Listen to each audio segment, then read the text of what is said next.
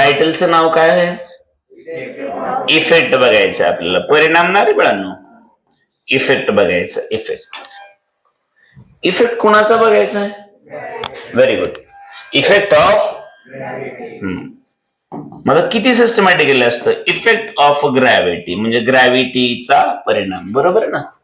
एवढं सोपं असतं ना. समजा इंग्लिश दुसऱ्याची भाषा आहे, नो प्रॉब्लेम, पण आम्हाला किमान बेसिक वर्ड झालेले असतात. हा, अननोन वर्ड आलं तर ठीक आहे, आम्ही समजून बाबा हे आपल्याला झालेलं नाही, ह्याचा अर्थ कळेना वगैरे वगैरे, पण एवढं सोपं आहे. ग्रॅव्हिटीचा परिणाम. पण कोणावर बघायचंय? हा, लिक्विडवरती नाही, लिक्विडच्या, हा म्हणजे इनडायरेक्टली लिक्विडवरती असं समजून घेऊया. ओके, समजा हे आमचं टायटल आहे, टायटल. आणि तुम्हाला सगळ्यांना माहित आहे प्रत्येक ठिकाणी टायटल महत्वाचं असतं, सगळ्याच ठिकाणी. बरं का, टायटल सगळेच इन्फॉर्मेशन देत असते की त्याच्यात काय असेल म्हणून. मला सांग, मूवी बघायची, पिक्चर बघितलं का आपण पहिला प्रश्न विचारतो कुठला, है ना?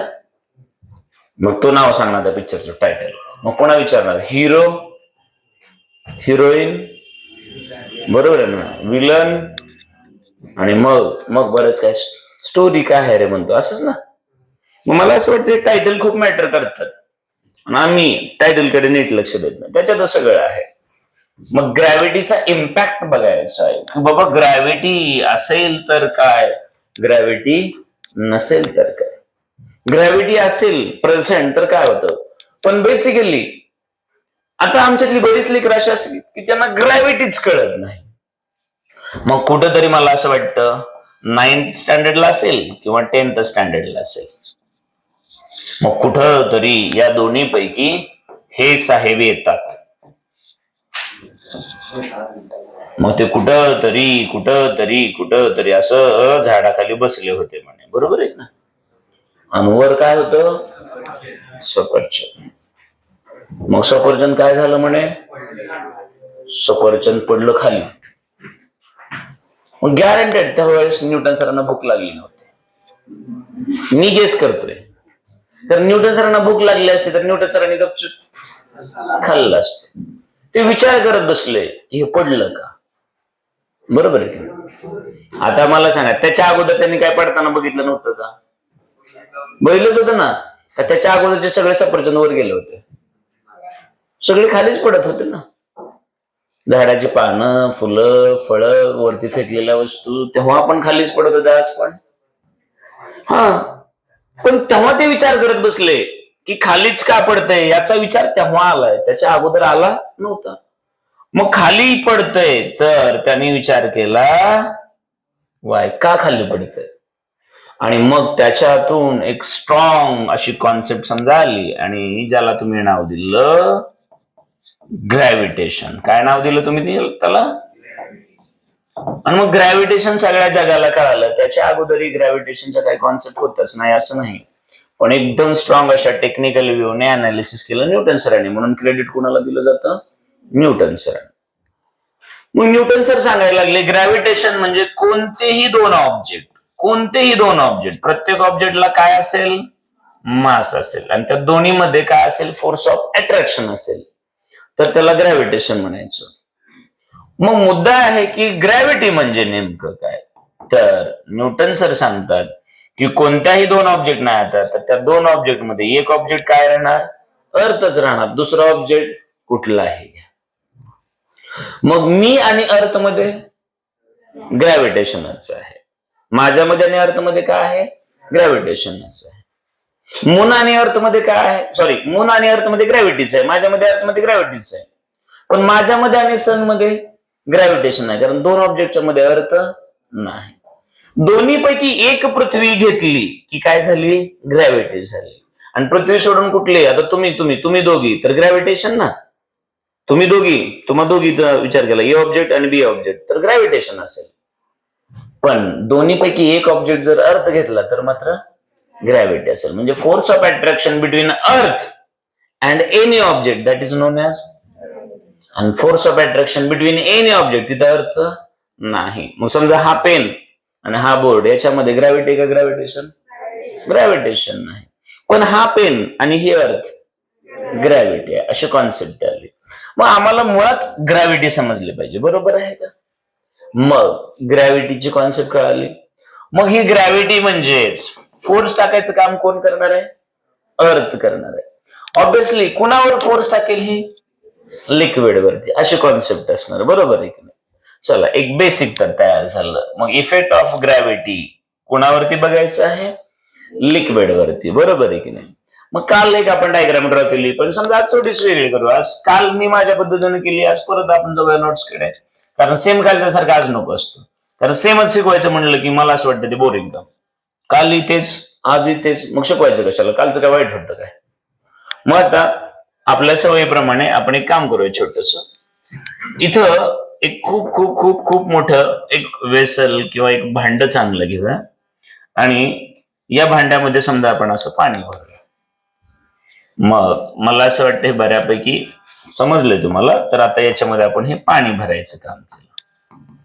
एकदम साध्या सोप्या पद्धतीने डायग्राम ड्रॉ करून घेऊ. असं काय नाही की बाबा ऍज इट इज तसंच काहीतरी झालं पाहिजे असं काय नाही. समजा आपण असं केलं, बस झालं. मग आता मला सांगा की तुम्हाला ही अप्पर मोस्ट लेअर दिसते बघा. मी याला दाखवलं एक्स आणि वाय मध्ये, बरोबर आहे का? एक्स वायच्या वरती सगळं वरती काय आहे? एअर आहे, म्हणजे ऍटमॉस्फिअर आहे. आणि या लेअरच्या खाली पाणी आहे. कुठपर्यंत? तर या बॉटम पर्यंत, बरोबर आहे ना? मग बॉटमच्या खाली काय माहित नाही मला, पण याच्यावरती काय आहे? एअर आहे. सिच्युएशन समजून घ्या. मग आता समजा हेच भांड आम्ही एका टेबलवर किंवा जमिनीवर ठेवलं, म्हणजे पृथ्वी खाली आहे ना. मग ती अर्थ या पाण्याला खालीच ओढत असेल ना, असे सिच्युएशन असेल. आणि मग समजून काय घ्यायचंय?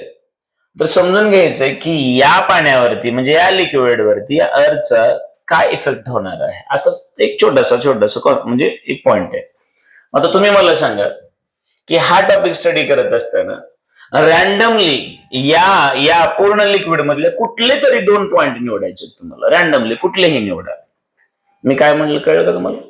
कुठले? असं काय नाही की बाबा काल मी सरफेसवरचं घ्यायचं म्हटलं होतं. कुठलं घ्यायचं म्हटलं होतं? सरफेसवरचं. नोट्स अनालिसिस केलं तर ते काय म्हणतील मधला कुठला तरी घ्या. तुमची जशी इच्छा आहे, तुम्हाला कुठलेही फ्रीडम पाहिजे. जे काय घेऊ वाटतं ते बिंदास घ्या. एवढ्या लिक्विड मध्ये किती पॉइंट्स असतील? आणि इन्फानाइट मधले कुठले तरी 2 घ्या. एवढंच काय तुम्ही मुद्दा आहे ना. म्हणजे प्रत्येक छोटी गोष्ट लक्षात आली पाहिजे. लिक्विड मध्ये पॉइंट्स किती आहेत? इन्फानाइट. आणि तुम्हाला कुठले तरी 2 चूज करायचे, कुठले वाटतील ते. मग काल मी काय केलं होतं? एक कुठल्याही रॅन्डम डेप्थचा आणि एक सरफेसचा घेतला होता, बरोबर आहे की नाही? असंच केलं होतं. मग आता मी दाखवला समजा इथला हा दाखवला, याला मी म्हटलं P1 पॉइंट. काय म्हटलं याला? हा. आता P जनरली पॉइंट साठी वापरतात, पण मी तर प्रेशर साठी वापरेल. तर मी याला इथं म्हटलं ए पॉइंट म्हटलं. कुठला पॉइंट म्हटलं? ए.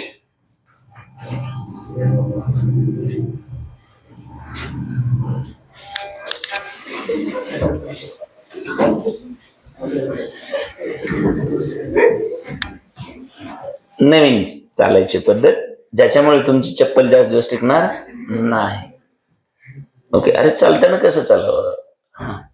असो. पॉइंट ए चालून दाखवू परत. कानाखाली आता हा म्हणा. मग ए रॅन्डम आहे ना कुठला तरी. आयशा गप बसा म्हणून ती अशी करते मला. अगं बाई गप बाई. हा ते पूछ रहे ना कुछ तो. क्या पूछ रहे? हाँ, आप जब नींद से उठे ना तब चालू हो. क्या बात कर रहे हो? लंडन से? मला माहिती ना, कालच तिने मला सांगितले. हा एकच मिनिट आधी ते पटकन उठतो. फास्ट उठ, फास्ट पटकन सोन्या फास्ट. अरे उठ ना पिलो, बाहेर चल लवकर ये. प्लीज चला जागा द्या प्लीज. अपूर्वा प्लीज पुढच्या बेंचवरती बघा. कुठेही जॉईन हो फास्ट प्लीज कुठेही जॉईन हो. आदित्य हा यस इकडे ओके. आंब्याचा सीझन येतोय ना, आणि मग मला सांगा एवढ्या टोपलीत टोपलीत आंबे भरले, असे 100 आंबे ठेवले आपण, आणि त्यातला एक आंबा सडला, काय कराल रे? काय कराल? कुठला आंबा? नक्की ना? मी केलं ना? ओके चला. तर आता हा हा हा हा कुठला पॉइंट रे? मग एवढ्या सगळ्यामध्ये असं आणि घेताना असं दाखवतो, थोडं एकाच्या डोक्यावरती एक दाखवतो, चालेल ना? मग एवढ्या पाण्यामध्ये म्हणजे इतकं पाणी आहे की याच्यामध्ये एन नंबर ऑफ मॉलिक्युल्स आहेत. किती मॉलिक्युल्स आहेत? हा, किंवा N number of atom molecule म्हणा सगळ्या. आणि मग याच्यातला ए आणि बी हे आपण 2 घेतले समजा, तर तुम्हाला माहित आहे हे रॅन्डम आहेत. आणि मग मी म्हटलं चला आता आपण एक काम करूया, ए ला आणि बी ला रेफरन्स पकडूया. म्हटलं कोणाला? ए ला आणि बी ला रेफरन्स पकडायचं. मग विचार हा करायचा की ए हा जो वॉटर मॉलिक्यूल आहे किंवा या लोकेशनला जो वॉटर मॉलिक्यूल आहे त्याच्यावरती कुठला कुठला फोर्स पडतो, लक्षात आलं का? असं विचार केला. आणि बी वरती काय सिच्युएशन आहे असं विचार केला. मग आता बोलायला साधं सोपं वाटेल म्हणून एक छोटस काम करतो मी, परत नोट्स कडे न जाता माझंच ऐकतो मी. म्हणजे का मला एक्सप्लेन करायला सोपं वाटेल म्हणून फक्त मी माझं ऐकतो, मी पुस्तकाकडे जात नाही. कारण नोट्स आणि माझ्यामध्ये विचार केला तर तिथं पाणी पण आहे थोडस ठेवलेलं, आणि त्याच्या डोक्यावरती एअर पण आहे. एकाच वेळी 2 गोष्टी कशाला? इथं सोपं जाईल मला, मी असं घेतलं तर. मग आता तुम्ही मला सांगा, मी थोड्या वेळासाठी बोललो, ए ची जागा मी बदलली, परत करेक्शन केलं. मग ए कुठं आहे तर तुम्हाला माहित आहे ए हा आहे सरफेस वरती, बरोबर आहे का मित्रांनो? आणि बी कुठं आहे? इनसाइड दी लिक्विड, चालेल का रे मित्रांनो? मग आता मुद्दा असा आहे की ए जो पॉइंट आहे याच्यावरती कुठला फोर्स पडतोय हे आम्हाला समजून घ्यायचं. मग ए याच्यावर कोण फोर्स टाकते बाबा, आणि बी याच्यावर कोण फोर्स टाकते, ही सिच्युएशन आहे बेसिकली. मग मी म्हटलं लेट F1 आणि याला म्हटलं फोर्स ऑन ए म्हटलं, चालेल का रे बाळांनो? मग तुम्ही मला साध्या प्रश्नाचं उत्तर द्या की या वरच्या मॉलिक्युल वरती फोर्स पडत असेल का नाही? तर तुम्ही हा म्हणलात तर तो का पडत असेल? वाय? आता मग न्यूटन सरांपासून सुरुवात झाली ना. मग तो फोर्स पडतोय तर तो का पडतोय किंवा कोण टाकतोय याचं उत्तर आपल्याकडे असलं पाहिजे ना. मग मला सांगा, हे पाण्याची सगळ्यात वरची लेअर आहे, त्याच्यावर पाणीच नाही ना, मग कोण फोर्स टाकणार? Very good. याच्यावर अप्रॉक्सिमेटली 400 किलोमीटर ऍटमॉस्फिअर आहे आणि त्या सगळ्यांचं वेट म्हणजेच फोर्स इथं याच्यावर पडलं ना रे. मी याला म्हटलं F1 म्हटलं, चालेल का? म्हणजे तुमच्या डोक्यात पहिलं हे पाहिजे की या जागी या पॉइंटला फोर्स पडतोय का, तर यस पहिली गोष्ट. दुसरी गोष्ट कोण टाकतंय? हा, एअर, ऍटमॉस्फिअर टाकतंय. त्याची डायरेक्शन कशी आहे? ऑब्विसली तुम्हाला माहित आहे, हे एकाच्या एक डोक्यावर असल्यामुळे हे कसे असणार? डाऊनवर्ड, पण परपेंडिक्युलर ना रे बाळांनो. हा, म्हणजे याचा अर्थ एक कळालं तुम्हाला. मी म्हटलं चला हा डाऊनवर्ड फोर्स आहे, बरोबर आहे का रे बाळांनो? Downward force on A molecule म्हणलं तरी चालेल. कळालं तुम्हाला F1 काय आहे? चला आता मी साधी सोपी गोष्ट बोललो की या ठिकाणी म्हटली, या ठिकाणी F2 काय आहे? तर आता तुम्हाला कळालं असेल F2 कुठे आहे रे बाळांनो? त्या पाण्यात आहे का पाण्याच्या बाहेर आहे? म्हणजे तो एक वॉटर मॉलिक्यूल आहे समजा, आणि आता हा फोर्स टाकणार आहे किंवा त्याच्यावरती फोर्स पडायला लागला, असं कसंही कन्सिडर करा, काहीच अडचण नाही. तुम्ही म्हणाल तसं का? कारण तो इनसाइड द वॉटर आहे, आणि इनसाइड द वॉटर ते एकमेकांवर कसला फोर्स टाकणार? परपेंडिक्युलर फोर्स टाक, पहिली गोष्ट. दुसरी गोष्ट, ते वॉटर कसं आहे? रेस्ट मध्ये आहे, लक्षात आलं का? मग आता मजा बघा. मग समजा बाळांनो याने असा वरती फोर्स टाकला, चालतंय का?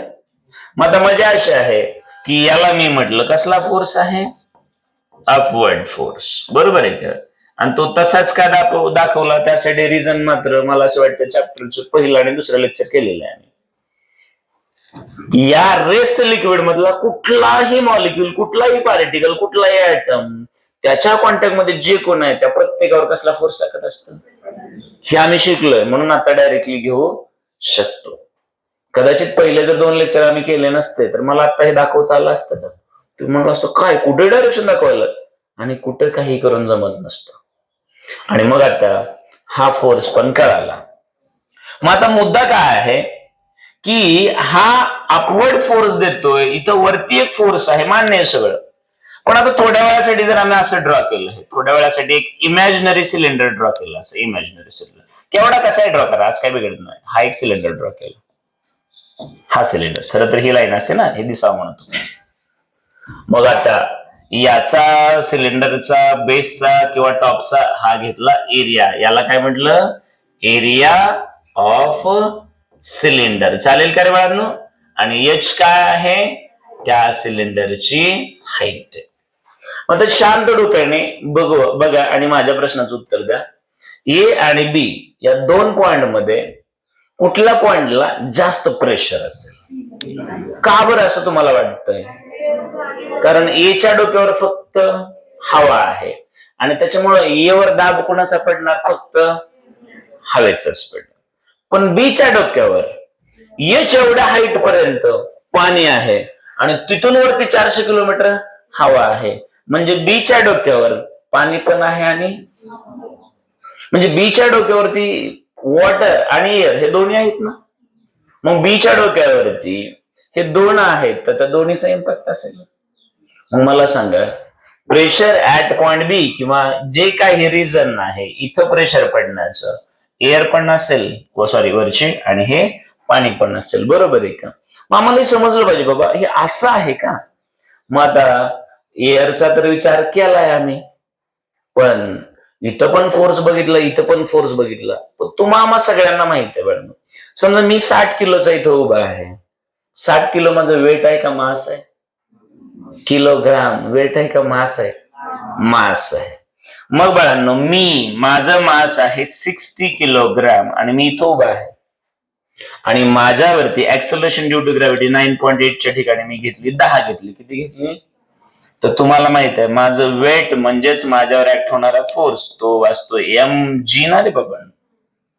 मग आता तुम्ही मला सांगा, माझं वेट आहे 60 kg म्हणून सॉरी मास आहे 60 kg म्हणून माझं वेट किती झालं? 60 into 10 म्हणजे झालं 600 न्यूटन, बरोबर आहे की नाही? पण आता आपल्याच क्लासमध्ये समजा मी XYZ माणूस घेतला, मुलगा घेतला, त्याचं मास आहे 80 kg. किती आहे त्याचं? 80 kg आणि तोही इथंच उभा राहिला. आता तुम्ही मला सांगा, त्याचं वेट म्हणजेच mg म्हणजे त्याचं मास 80 आणि ऍक्सलरेशन ड्यू टू ग्रॅव्हिटी म्हणजे किती असणार? बरोबर आहे का? मग आता नीट बघा. आता मी इथं स्टेजवर उभा आहे, तर मी ज्या ठिकाणी उभा आहे म्हणजे मी स्टेजवर किती फोर्स टाकतोय? 600 न्यूटन. Very good. मी किती टाकतोय? तर तो मुलगा इथं आला आणि तो इथं उभा राहिला, तो 600 टाकतोय का 80 टाकतोय का 800 टाकतोय? समजलंय तुम्हाला? म्हणजे याचा अर्थ फोर्स आणि मासचं कुठेतरी रिलेशन आहे. तुम्हाला समजलंय? जेवढं मास जास्त असेल तेवढा फोर्स सुद्धा. मग आता तुम्ही विचार करा की एवढ्या सिलेंडर मध्ये हे जे काही पाणी आहे त्या पाण्याला मास असेल का नाही? अरे माझं मास आहे तर फोर्स पडतो असं तुम्हीच बोललात. मग त्या पाण्याला मास आहे का नाही? आहे का नाही? समजा 60 किलो पाणी घेतलं तर त्याचा फोर्स पडेल का नाही? हा, मग मी हेच बोललो. मग या इमॅजिनरी सिलेंडर मध्ये जे काही पाणी आहे त्या पाण्याचा फोर्स, पाण्याचा म्हणजेच वेट ना त्याचा, मग त्या पाण्याचं वेट खाली पडत असेल ना कोणावरती? त्या बॉटम वरती, बरोबर आहे ना? म्हणून बाळांनो नीट लक्ष द्यायचंय. मी आणखी इथं F3 नावाचा एक फोर्स घेणार आहे आणि ते म्हणजे वेट घेणार आहे. कुणाचं? तर मी इथं लिहितो वेट ऑफ वॉटर. बघा वेट ऑफ वॉटर पण कुठलं? Inside the imaginary cylinder. चालेल का रे बाळांनो? मला खरं खरं सांगा, कळालं का तुम्हाला? मग मी याला म्हणले F3. मग F3 म्हणजेच काय आहे? mg. इथपर्यंत खरं खरं समजलं का? मग या पूर्ण डायग्राम मध्ये तुम्हाला 3 फोर्स दिसतील. एक याने टाकलेला अपवर्ड, तुम्ही म्हणाल अपवर्ड समजला ना, मी स्टेजवर उभा आहे, मग माझं वेट डाऊनवर्ड आहे तर त्याने दिलेली नॉर्मल रिॲक्शन. हे मला असं वाटतं 9वी 10वी पासून समजून घेता. आणि मग हा अपवर्ड येण्याचं रिझन तुम्हाला मी सांगितलं. Each and every water molecule that will exit perpendicular force असं बोललो ना आपण. मग हा एक फोर्स, वरचा एअरचा एक फोर्स, आणि या सिलेंडरमध्ये, या आतमधल्या सिलेंडरमध्ये जे काही पाणी आहे त्याचं वेट म्हणजे तिसरा फोर्स. 3 फोर्स तुमच्या डोक्यात घुसलेत का? नक्की. मग एवढे जर 3 फोर्स तुम्हाला समजले असतील तर तुम्हाला माहित आहे फिजिक्स मध्ये एक अशी सुंदर कॉन्सेप्ट आहे, ज्या वेळेस एकाच ठिकाणी मल्टिपल फोर्सेस जर ऍक्ट होत असतील तर तुम्ही जास्त डोकं लावायचं नाही, एकदम साध्या पद्धतीने त्याला अशी कॉन्सेप्ट आहे, फ्री बॉडी डायग्राम. आठवतंय का? Free body diagram. कुठली कॉम्प्लिकेटेड गोष्ट सिंपल करायला बघायचं. लक्षात आलं का? मग आता एवढी कॉम्प्लिकेटेड डायग्राम आपण काढूया आणि एक साधा आतमधला सिलेंडर बाजूला घेऊया. चालतंय का? चालतंय. आपण काय करूया की हा मधला सिलेंडर इकडे दाखवूया. मग आता बघा, आता तो सिलेंडर आपण या बाजूला इथं असा दाखवला. चालतंय का रे बाळांनो? आणि या ठिकाणी आणि या ठिकाणी तो ए पॉइंट घेतला इकडे वरती आणि इथं घेतला बी पॉइंट. मला असं वाटतं दोन्ही पॉइंट कळाले असतील. आता वरच्या सरफेसला प्रेस करायचं काम F1 ने केलं होतं ना, याला वरती न्यायचं काम कोणी केलं होतं? F2 ने. पण बाळांनो वेट जे आहे mg हे कुठं असतं? डाऊनवर्डच असतं. बरोबर आहे की नाही? मग आता वेट जे होणार आहे डाऊनवर्ड, त्यासाठी सगळ्या पाण्याचं असेल ना, त्यामुळे मला कुठलाही एका ठिकाणी दाखवता येत नाही. पण ते कुठं आहे? डाऊनवर्ड. मग सगळ्याच्या सगळं याच्यावर याला डाऊनवर्ड होतं हे मात्र दाखवत येतं ना, कारण या पॉइंटच्या वरती सगळं पाणी आहे ना याच्यावरती.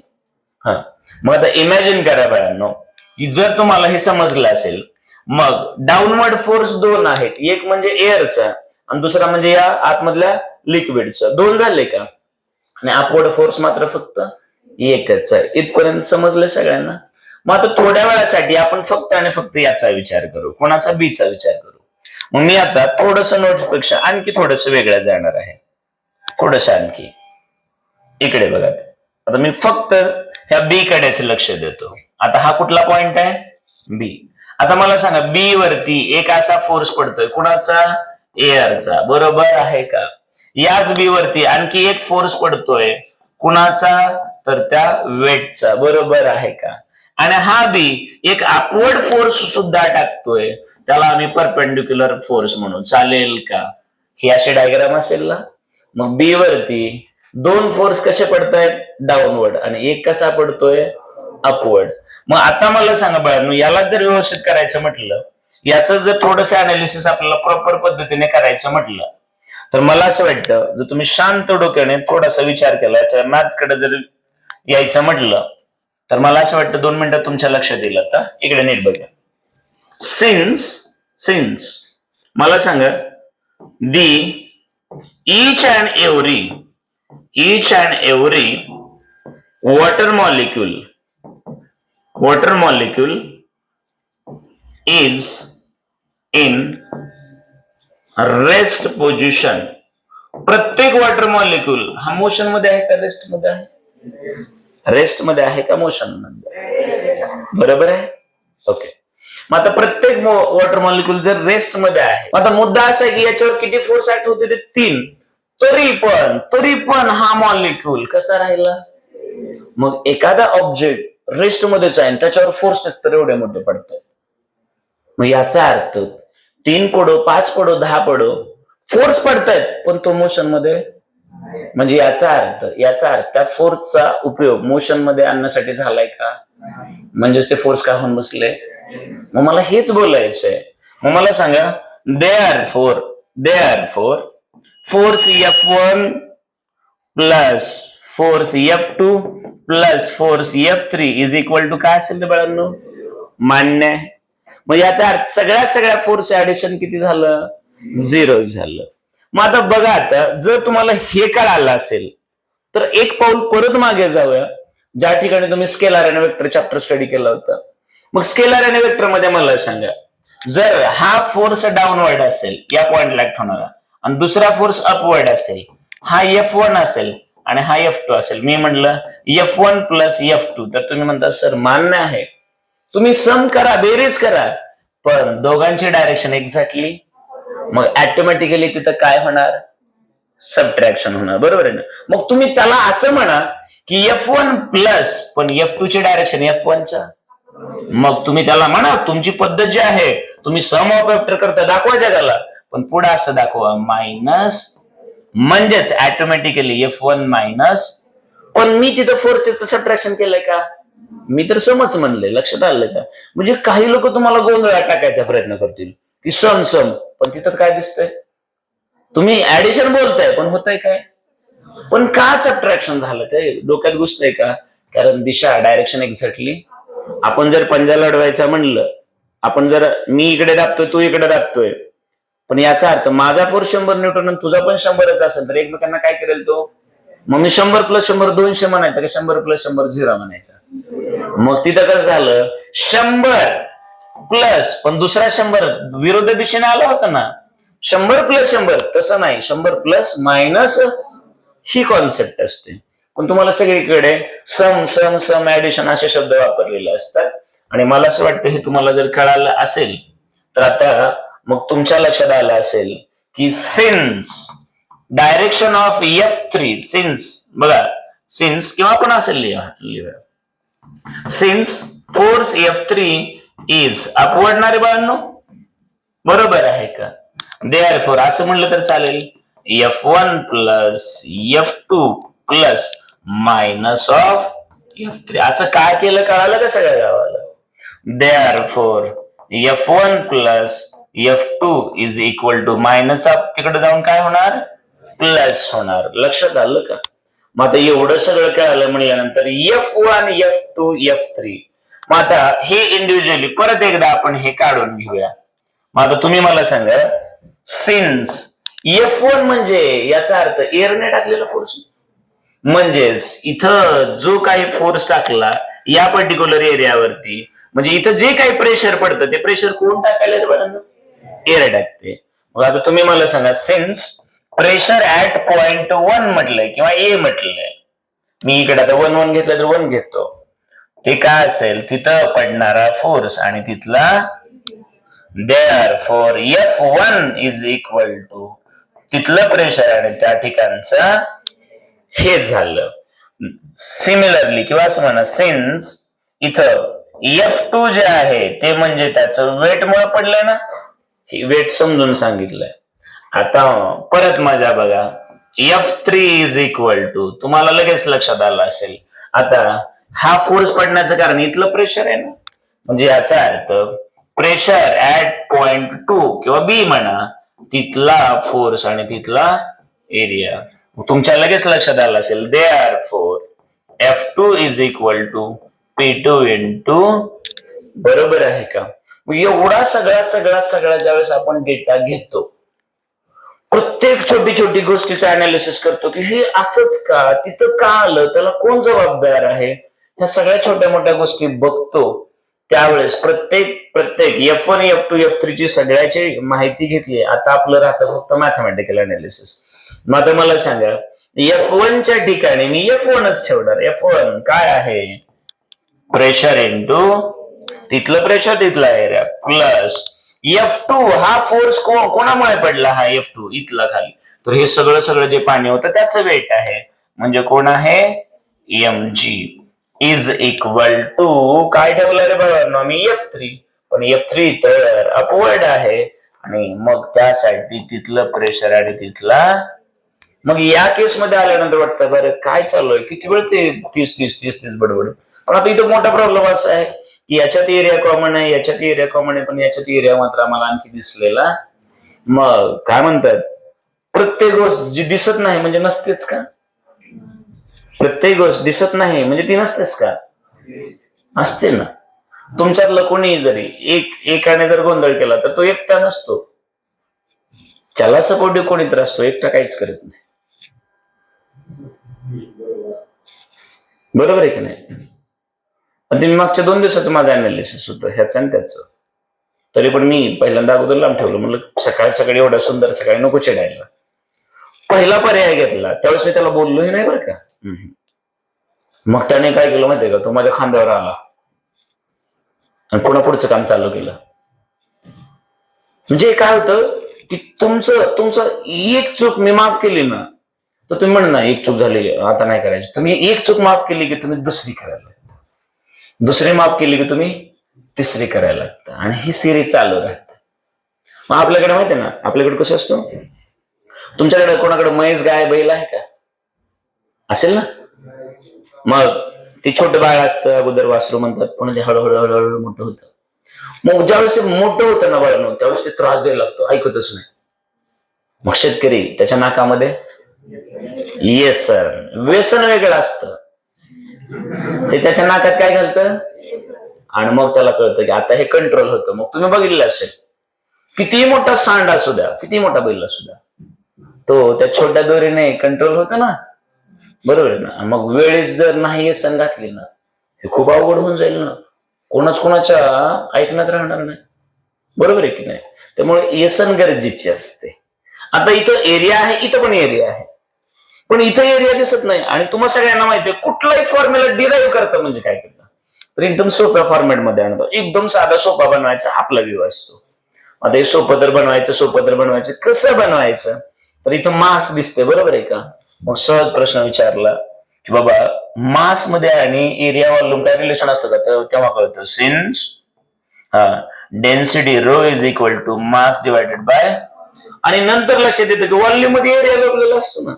मग आपल्याला परत लक्षात, therefore mass is equal to density rho into, मग याला असं केलं तर चालेल का, सिन्स व्हॉल्यूम ऑफ सिलेंडर म्हणजे एरिया ऑफ बॉटम इंटू त्याची, मग मला सांगा therefore mass m is equal to काय देणार आहे, डेन्सिटीच्या ठिकाणी डेन्सिटी आणि व्हॉल्यूमच्या ठिकाणी त्याचा एरिया इंटू. मग आता तुम्ही मला सांगा, या सगळ्या ठिकाणी सगळ्या व्हॅल्यू ठेवल्या तर असं होईल ना रे, P1 इंटू एरिया प्लस मासच्या ठिकाणी काय येणार, density area into height into acceleration due to is equal to pressure into. मग आता तुम्ही पहिलं काम काय करणार, एरिया कॅन्सल करणार, बरोबर आहे का. पण तुम्ही मला सांगा, P2 आणि P1 मध्ये कोणाचा एरिया जास्त कोणाचा कमी, P2 चा. मग आता ती इथं मॅथमॅटिकली समजते तुम्हाला. Therefore rho h g, sorry आपण असं करूया, rho h g is equal to pressure at point B किंवा इनसाइड म्हणूया मायनस, बरोबर आहे का. आणि मग हेच आता सिस्टमॅटिकली पुढच्या पेजवर घेऊन जाऊया. Since pressure at point B minus pressure at point A is equal to rho H into g झालं. मग आता तुम्ही मला सांगा, सिन्स किंवा असं म्हणा तुम्ही, याला पहिली केस म्हणा, when gravity is present, gravity असेल बाळांनो, तर मला सांगा ऍक्सलरेशन ड्यू टू ग्रॅव्हिटीची किंमत 0 सोडून काहीतरी असेल ना, कारण ग्रॅव्हिटी आहे तिथं. मग जर इथं ग्रॅव्हिटी आहे, याचा अर्थ तुमच्या हे लक्षात आलं असेल की ग्रॅव्हिटी आहे म्हणजेच याची किंमत 0 सोडून काहीतरी आहे, म्हणजेच या दोन्हीमध्ये काही ना काही डिफरन्स आहे. पण जर बाळांनो इमॅजिन करा की समजा if gravity is not present, gravity नाही, देन ऍक्सेलरेशन ड्यू टू ग्रॅव्हिटीची किंमत काय होणार, ती नाही. मग असं होईल ना, देअरफॉर प्रेशर ऍट पॉइंट 2 किंवा बी म्हणूया minus pressure at point A is equal to rho H into 0 होईल ना. मग 0 इंटू एनिथिंग काय होईल, therefore P2 minus P1, sorry असं डायरेक्ट घेऊया, बरं करूया आपण, P2 minus P1 is equal to, therefore P2 is equal to, हे मला असं वाटतं प्रज्ञा कुठे गेली का, आपण हे काल बऱ्याच वेळा तेच सांगत. मग आता मला सांगा, याचा अर्थ जर ग्रॅव्हिटीच नसती बाळांनो, तर तुम्ही मला सांगा, तुम्ही समुद्रात वरती पोहताय काय किंवा एकदम बॉटमला गेला काय, तुम्हाला काय फरक जाणवला असता का. तुम्ही इथं बसलात काय आणि माउंट एव्हरेस्ट वरती जाऊन जेवत बसलात काय, तुम्हाला काय फरक वाटला असता, कारण सगळीकडे प्रेशर कसं असतं, सेम असतं. लक्षात आलं का, समजतं का सगळं. मग मला असं वाटतं की एकदम साध्या पद्धतीने तुम्हाला हा टॉपिक समजला असेल. मग आम्हाला माहित आहे ऍक्सेलरेशन ड्यू टू ग्रॅव्हिटी आहे म्हणून हे सगळं चालू आहे. मग आता एक साधी सोपी गोष्ट आहे, आणि तुम्हाला विशेष म्हणजे कळत असतं, पण टेक्निकली तेवढं चांगलं तुम्ही उत्तर देऊ शकत नाही. मी जर तुम्हाला म्हटलं बाळांनो ही विहीर आहे आणि आपण पोहायला गेलो, विहीर पूर्ण इथपर्यंत पाण्याने भरलेली आहे म्हणलं, इथपर्यंत पाण्याने भरलेले, इथपर्यंत सोळ्याशे बांधण्याने भरलेले आहे. आणि तुम्ही हळूहळू हळूहळू बॉटम कडे जाताय म्हटलं, तर पाण्याचं प्रेशर वाढत जाईल का? तर तुम्ही म्हणता हो वाढतं प्रेशर म्हणता, वर पाण्याचं प्रेशर कमी होतं म्हणतं, हे तुम्ही लगेच बोलता. मग मी तेच तर समजावून सांगतोय. मग इथं ए पॉइंट आहे म्हटलं, आणि इथं समजा बी आहे, आणि इथं समजा सी आहे म्हटलं, तर कुठल्या पॉइंटला प्रेशर जास्त असेल? ऑब्विसली सी ला असेल. मग बी मध्ये आणि सी मध्ये प्रेशरचा डिफरन्स असेल ना, नक्कीच असेल ना. मग आम्ही असं बोललो, समजा इथं प्रेशर आहे म्हटलं 20, इथं प्रेशर आहे 40, आणि इथं प्रेशर आहे म्हटलं 50, हे उदाहरण बोलतोय. तर या दोन्हीमध्ये फरक कितीचा आहे? 20चा. बरोबर आहे की नाही? ह्या दोन्हीमध्ये फरक कितीचा आहे? मग हे डिफरन्स जे आहे ते कोणामुळे आहेत? Acceleration due to. जर ऍक्सेलरेशन ड्यू टू ग्रॅव्हिटीच नसती तर pressure at point A is equal to pressure at point B is equal to pressure at point C is equal to dash dash dash pressure at point N, असं काय तर झालं असतं ना. पण ऍक्सेलरेशन आहे म्हणून प्रेशरचा डिफरन्स असणार आहे. समजलं का? नक्की कळालं का? तर मला असं वाटतं हा छोटासा साधासा टॉपिक खरं समजलाय का? एकदम व्यवस्थितपणे. मग आपल्या सवयीप्रमाणे लगेच तो टॉपिक ओपन करा आणि चला बरं पटकन कामाला लागा, लगेच बघून घ्यायचं.